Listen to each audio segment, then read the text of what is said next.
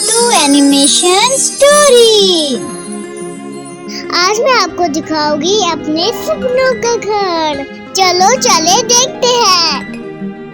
ये है मेरे ख्वाबों का घर। चलो अंदर चले।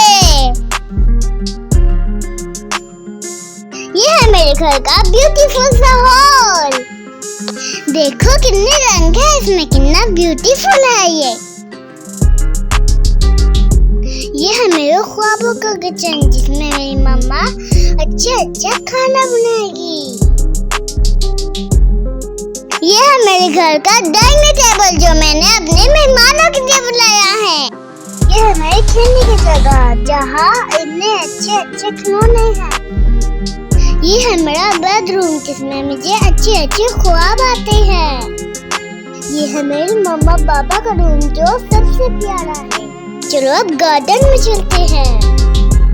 देखो मेरा ख्वाबों का गार्डन प्यारा है ना। चलो अब स्विमिंग पूल की बारी। ये है मेरा प्यारा सा स्विमिंग पूल। कैसा लगा आपको मेरे सपनों का घर?